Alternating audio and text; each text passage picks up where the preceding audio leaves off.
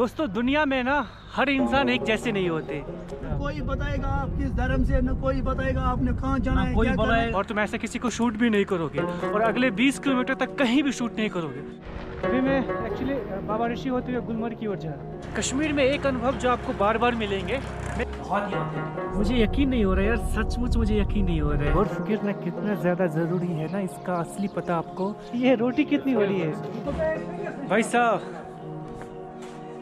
Hello सावन निकाल कर जा रहे हो? हाँ जा रहा हूँ। चलो घर वालों को सलाम कहना। हाँ। और आप भी आओ कभी हमारे यहाँ, ठीक है? सब लोग आओ साथ में। मैं तो नहीं आ सकता। क्यों? मैं घर से नहीं निकलता। अरे आओ, थोड़े दिन घूमने के लिए आओ, आना चाहिए ना।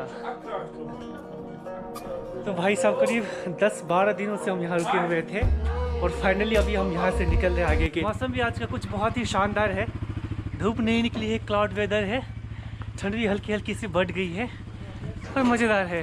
बाला भाई हमारे प्रिंस भाई हमें छोड़ देंगे। लिंगेट अपना बस्ती है, कुहरू। हर बार मैं गलत ही बोलता हूँ, खूर बोलता हूँ, कुहरू है ये। स्वागत है आप सभी लोगों का कश्मीर विंटर एक्सप्लोर के नए एपिसोड में।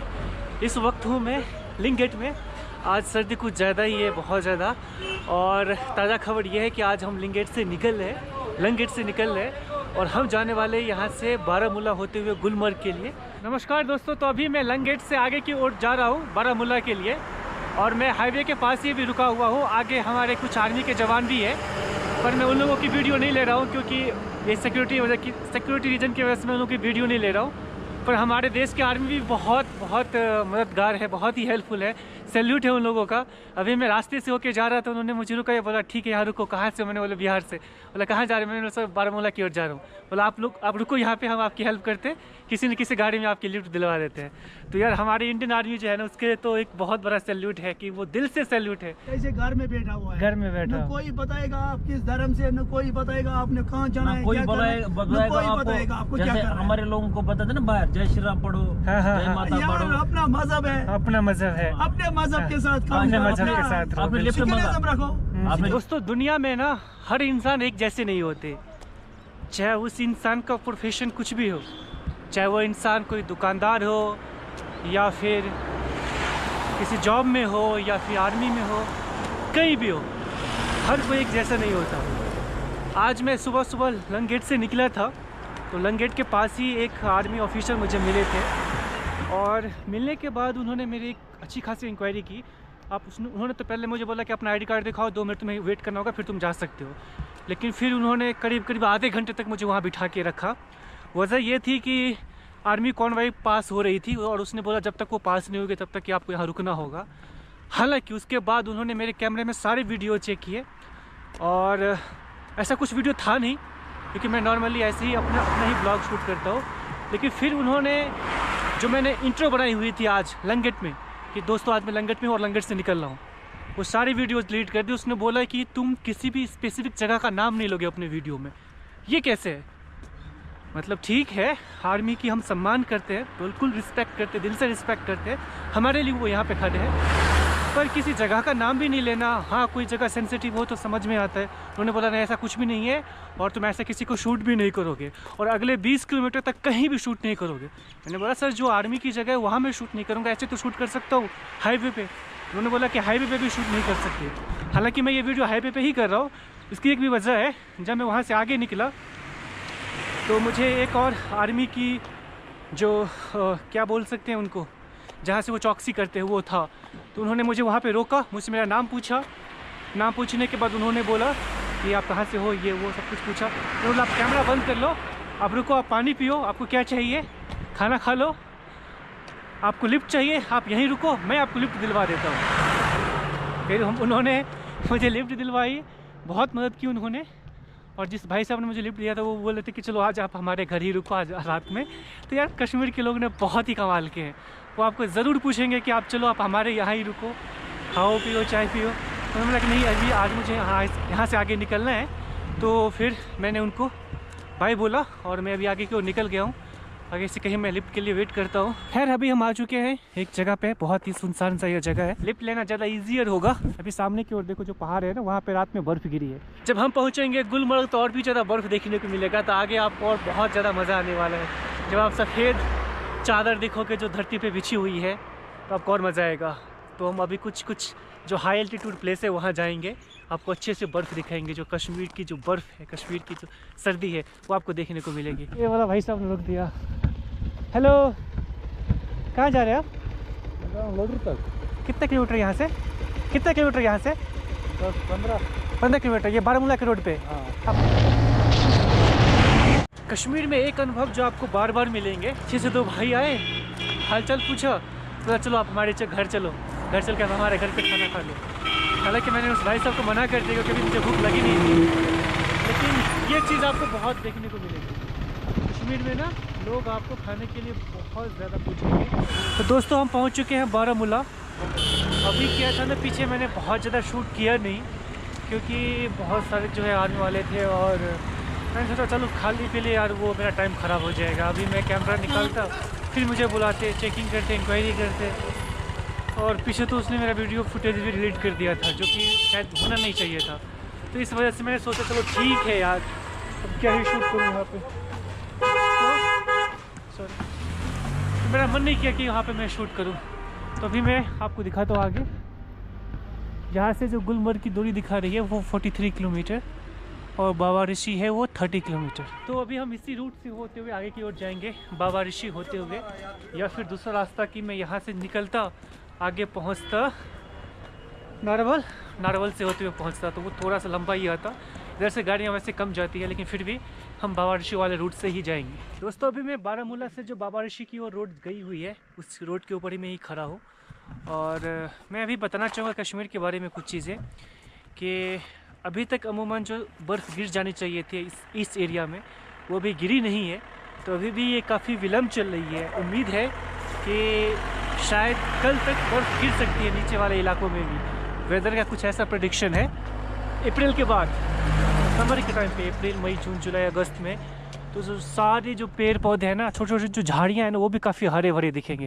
लेकिन अभी आप देखोगे तो वो चाहे एप्पल के पेड़ हो या फिर वॉलनट के पेड़ हो, जो भी आप पेड़ देखोगे वो सारे सूख चुके हैं। जो बर्फ़ है, जो बर्फ़ स्नो यहाँ पे गिरती है कश्मीर में, स्नो को यानी कि बर्फ़ को कश्मीर की इकोनॉमी का बैकबोन भी बोलते हैं। क्योंकि अगर बर्फ़ नहीं गिरी तो यहाँ पे जितने भी पेड़ हैं और जो यहाँ का इकोनॉमी का एक बहुत ही बड़ा सोर्स ऑफ इनकम है, ख़ासतौर पे जो पेड़ सेब के पेड़ है या फिर वॉलनट के पेड़ है, अखरोट है, जो भी है, अगर बर्फ़ नहीं गिरी तो उसके जो पेड़ है ना वो बहुत ज़्यादा कमज़ोर हो जाते हैं। इस वजह से जो उनमें जो सेब या फिर अखरोट आने चाहिए वो उतने अच्छे आती नहीं है। तो इस वजह से यहाँ की जो इकोनॉमी है वो काफ़ी कमज़ोर हो जाती है। इसीलिए यहाँ की इकोनॉमी अच्छी बने रहे, इसके लिए बर्फ़ का गिरना बहुत ज़्यादा इम्पोर्टेंट होता है। पूरे कश्मीर के लोग, उनके साथ साथ मैं भी बर्फ़ गिरने का इंतज़ार कर रहे हैं। उम्मीद तो है कि आज शाम तक जो है, आज रात में यानी कल सुबह अच्छी खासी बर्फ़ देखने को मिल सकती है। स्नोफॉल का एक स्ट्रॉन्ग प्रेडिक्शन बनी हुई है यहाँ पे।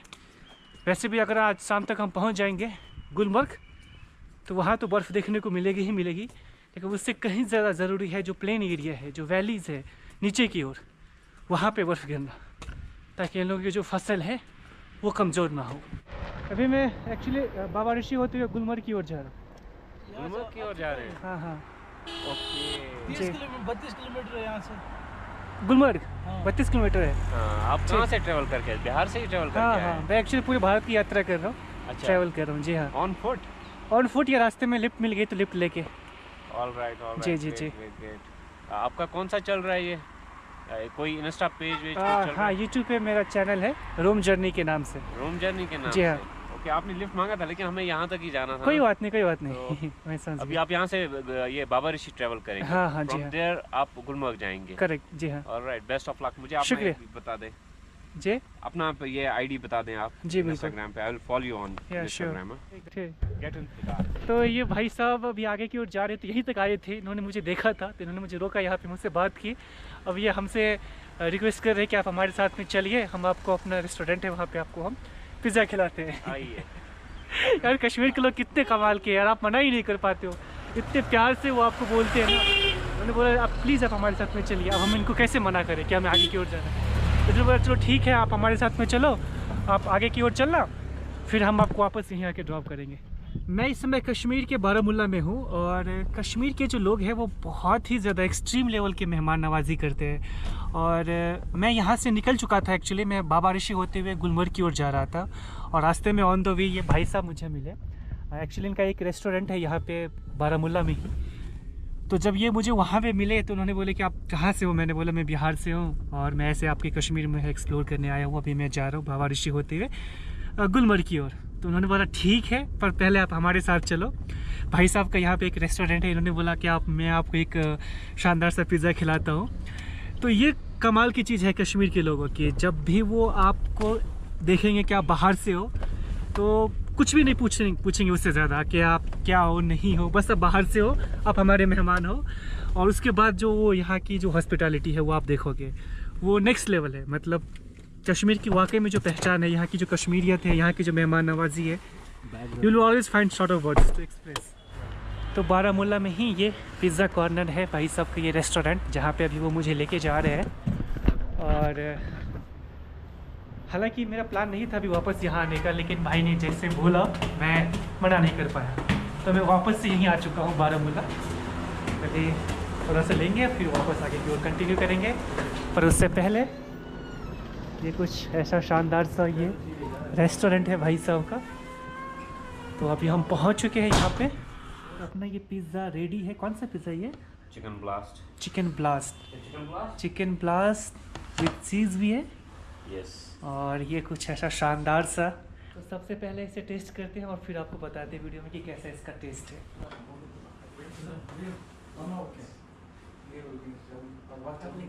नहीं, मैं अभी लंच कर रहा हूँ। बिल्कुल थोड़ा सा बिल्कुल भी नहीं।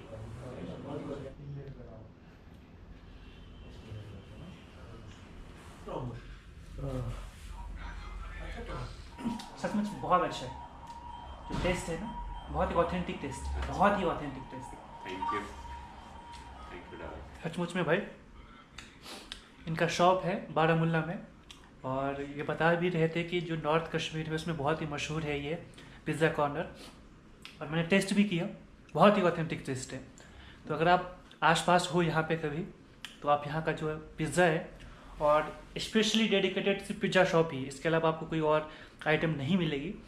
पर अगर आप पिज़्ज़ा एक्सपीरियंस करना चाहते हो तो यहाँ पर ज़रूर एक्सपीरियंस करें, बहुत ही ऑथेंटिक टेस्ट है, मज़ा आ जाएगा आपको खाकर। अच्छा।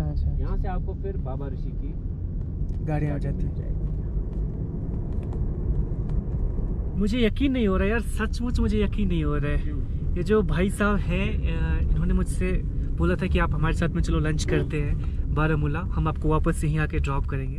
तो मैंने बोला ठीक है। मैं जब गया था मैंने लंच भी किया बहुत ही अच्छा, तो मुझे लगा कि शायद ये वापस मुझे वहाँ आके ड्रॉप कर देंगे। लेकिन जब मैं वहाँ पहुँचा तो ये कह रहे हैं कि अभी हम आपको यहाँ ड्रॉप नहीं करेंगे, हम आपको बाबा ऋषि जाके ड्रॉप करेंगे। और यकीन मानो कि बारामूला से करीब 30 किलोमीटर की दूरी होगी बाबा ऋषि की, 25 से 30 किलोमीटर मेरे ख्याल से 35 किलोमीटर। तो स्पेशली इनको वहाँ जाना नहीं था, कोई काम नहीं था, और मुझे ये पता नहीं चला। अभी ये खुद ही कह रहे हैं कि हम आपको ड्रॉप करने के लिए जा रहे हैं। मुझे शुरू में लगा कि शायद जा रहे होंगे वैसे। तो यार हैरानी हो रही है यार कि स्पेशली ड्रॉप करने के लिए हमें जा रहे हैं अगले 35 किलोमीटर के लिए। तो यही है सफ़र में, आपको कई बार ऐसे थोड़े से बुरे लोग भी मिलते हैं, लेकिन जब इस तरह के लोग मिलते हैं ना, इस तरह के जो अच्छे लोग मिलते हैं, तो फिर आपको ट्रैवलिंग का जो पर्पस है ना, जो इम्पोर्टेंस है ना, वो समझ में आता है कि जो दुनिया है ना वो ऐसी ही है। यहाँ आपको कमाल के अच्छे लोग भी हैं, थोड़े बुरे लोग भी मिलेंगे, लेकिन दुनिया में अच्छे लोग हैं, काफ़ी अच्छे लोग हैं। अगर ये दुनिया सकुशल बहुत अच्छे से चल रही है, इसका मतलब है कि यहाँ पे अच्छे लोग बहुत ज़्यादा एग्जिस्ट करते हैं। और यार कश्मीर में तो मेरा जो एक्सपीरियंस रहा है, कमाल के लोग यार, अनबिलीवेबल, अनइमेजिनेबल। मैं ख्याल नहीं, सोच नहीं पा रहा हूँ कि ऐसे लोग हैं जो इस तरह जो है वो हट के अपने कंफर्ट जोन से बाहर निकल के आपको हेल्प करते हैं। तो यार सचमुच में आपको अगर कश्मीर की ब्यूटी देखनी है ना, कश्मीर के लोगों की मेहमान नवाजी और किस तरह से ये लोगों का वेलकम करते हैं, तो आप एक बार कश्मीर ज़रूर आओ यार, और कश्मीर को अपनी आंखों से experience Kashmir through your own eyes, not through the screen, display, media, anyway. सबको इग्नोर करो, खुद आओ, खुद से देखे जाओ, तब आपको पता चलेगा कि कश्मीर क्या है, कश्मीर के लोग कैसे हैं। आपके पास शब्द हमेशा कम पड़ जाएंगे यहाँ के लोगों के बारे में बोलने के लिए।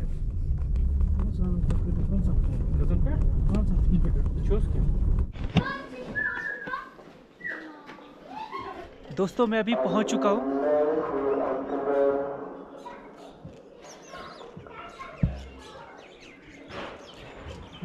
चुका हूं। बाबा ऋषि, और वो जो भाई साहब थे, रईस भाई, वो मुझे उन्होंने यहाँ पे ड्रॉप किया है। अभी वो अंदर भी है।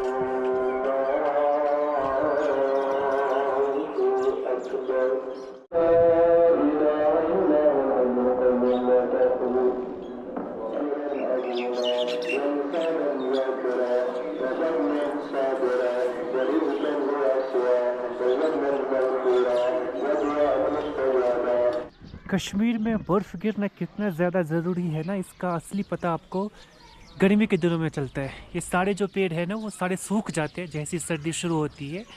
तो अगर सर्दी के दिनों में बहुत ज़्यादा बर्फ़बारी नहीं हुई तो एक तो पेड़ बहुत कमज़ोर हो जाते हैं, इस वजह से जो फसल की पैदावार है वो बहुत कम हो जाती है। और दूसरी चीज़ कि पानी की बहुत समस्या हो जाती है गर्मी के दिनों में, क्योंकि यही जो बर्फ़ यहाँ गिरते हैं, यही ग्लेशियर से पानी के रूप में एक ऑप्शन देता है आपको गर्मी के समय में कश्मीर के लोगों को। इसीलिए यहाँ के लोगों को बर्फ़ की बहुत शिद्दत से इंतज़ार रहता है, प्रतीक्षा रहता है। फ़िलहाल इस जगह जहाँ मैं अभी हूँ, ये है बाबा ऋषि। जब आप बारामूला से गुलमर्ग की ओर जाते हैं तो बीच में ये पड़ाव आता है बाबा ऋषि का। यहाँ से करीब 10 किलोमीटर रह जाता है गुलमर्ग। और बाबा ऋषि यहाँ पे श्राइन है, मस्जिद है, और ये जो लोकेशन है वो काफ़ी खूबसूरत है। बिल्कुल चारों तरफ से वादियों के बीच में ये बसा हुआ ये जगह है। तो जो इसकी लोकेशन है, इसकी जो लोकेलिटी है, बहुत ही खूबसूरत है। और बिल्कुल जब यहाँ अभी बर्फ़ गिरेगी तो फिर तो ऐसा लगता है कि सफ़ेद चादरों के बीच में ये श्राइन जो है वो बसा हुआ हो। हालांकि प्रेडिक्शन है आज की कि आज रात हैवी स्नोफॉल होने वाली है। लेट्स सी, अगर ऐसा होता है तो बहुत मज़ा आएगा, और उम्मीद है कि आज हम पहुंच जाएंगे। 10 किलोमीटर है, शाम वैसे हो चुकी है, लेकिन फिर भी हम कोशिश करेंगे कि आज गुलमर्ग पहुंच जाने की, ताकि कल सुबह जो स्नोफॉल का असली मज़ा है वो हमें। मैं वेट कर रहा हूँ रईस भाई का, जिन्होंने मुझे बारामूला से यहाँ के लिए लिफ्ट दिया था। एक्चुअली वो कह रहे थे कि आपकी वजह से हमें भी यहाँ आना हो गया, और संयोग ऐसा है कि हम भी अपना नमाज, अपना प्रेयर यहाँ दे सकते हैं। बहुत कम आना होता है यहाँ पर, लेकिन शायद कोई वजह हो कि आपकी वजह से हम यहाँ पे आ गए। खैर जो भी हो, ये उनके लिए, हम तो उनके लिए बहुत ही ज़्यादा शुक्रगुजार है कि उन्होंने हमें यहाँ तक आके छोड़ा। तो उन्होंने बोला कि अभी आप 10 से 15 मिनट यहाँ वेट करो, तब तक हम जा रहे हैं, हम अपना प्रेयर करके आते हैं, फिर आप उसमें कुछ थोड़ी सी बातें करेंगे, फिर आप जा सकते हो। तो अभी देखता हूँ मैं, यहाँ पे श्राइन के अंदर ही बहुत से लोग जो है वो नजराना पेश करते हैं। नजराना जैसे कि चाय या रोटी है, जैसे हमारे मंदिरों में दान करते हैं ना, वैसे यहाँ नजराना देते हैं, ऐसा ही कुछ। तो ये पुलाव जैसा है, वो चावल बॉयल राइस है मसाले के साथ में, और चाय है, रोटी है, कुलचा। ये रोटी कितनी बड़ी है? इसे क्या बोलते हैं? इसे इसको बोलते हैं पराठा यहाँ का। पराठा? हाँ। ये इतना बड़ा पराठा? इतना बड़ा, ये तो छोटा है, इससे बड़ा भी होता है। अरे बाप रे बाप। ये मटर पीस। अच्छा मटर, हाँ ये पीस, हाँ। ये फ्राइड है ना? Fried piece, yes, fried piece. अच्छा है। अच्छा है। गरम होगा तो ज्यादा मजा है। अच्छा है। ठंड की वजह से। बाबा ऋषि के पास ही कई सारे आपको दुकान मिल जाएगी, और यहाँ पे स्टे के ऑप्शन है। अगर आप फैमिली के साथ आते हो तो भी यहाँ पे रुक सकते हो। ख़ास तौर पे गर्मी के दिनों में यहाँ अच्छी खासी भीड़ होती है। वजह ये कि बहुत सारे लोग जो मन्नत मांगते हैं और उनकी मन्नतें पूरी होती है, उनका विश्वास है कि अगर जो भी मन्नतें उन्होंने मांगी है उनका वो ज़रूर पूरा होगा, तो यहाँ ज़रूर आते हैं। तो सर्दी के दिनों में तो खैर मौसम ज़्यादा ठंड की वजह से लोग कम आते हैं, पर जब समर का टाइम होता है तो यहाँ बहुत ज़्यादा लोग आते हैं। इसीलिए आपको यहाँ पर अच्छी खासी रश देखने को मिलेगी। सारी जो व्यवस्थाएं हैं वो आपको मिलेगी। अभी तो नीचे कुछ जो दुकानें हैं वो मुझे बंद भी देखने को मिली, काफ़ी सारी दुकानें खुली हुई थी, लेकिन समर में यहाँ पे जब रश होता है और बहुत लोग आते हैं तो सारी चीज़ें आपको एकदम खुली खुली सी मिलेगी।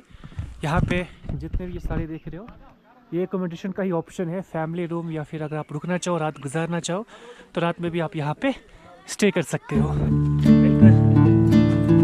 ठीक है, तो हाँ आपका नंबर है मेरे पास में।